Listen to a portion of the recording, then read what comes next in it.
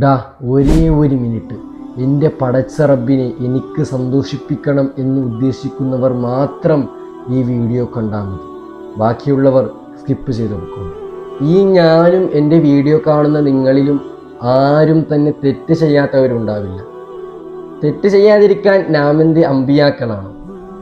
തെറ്റെന്നുള്ളത് മനുഷ്യ സഹജമാണ്.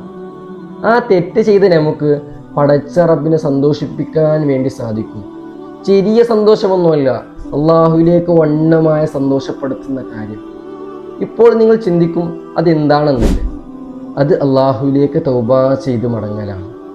പരിശുദ്ധ നബി സല്ലല്ലാഹു അലൈഹി വസല്ലമ തങ്ങൾ പറയുന്നു, ഒരു വ്യക്തി തൻ്റെ ഒട്ടകവുമായി ഒരു മരുഭൂമിയിലൂടെ സഞ്ചരിക്കുമ്പോൾ അദ്ദേഹത്തിൽ നിന്ന് ആ ഒട്ടകം നഷ്ടപ്പെട്ടു. ആ ഒട്ടകത്തിൻ്റെ പുറത്താണ് അദ്ദേഹത്തിന് വേണ്ട എല്ലാ പാനീയങ്ങളും വസ്ത്രങ്ങളും എല്ലാ ഭക്ഷണ സാധനങ്ങളും. ഇങ്ങനെ ഇദ്ദേഹം വിഷമിച്ചുകൊണ്ട് ഒരു മരച്ചുവറ്റിൻ്റെ അരികിൽ പോയി ഉറങ്ങി. ഉണർന്നപ്പോൾ തൻ്റെ ഒട്ടകം പുഷ്ടി മൂലം അവിടെ എഴുന്നേറ്റ് നിൽക്കുകയാണ്. അപ്പോൾ അദ്ദേഹത്തിന് എത്രമാത്രം സന്തോഷമുണ്ടാക്കും.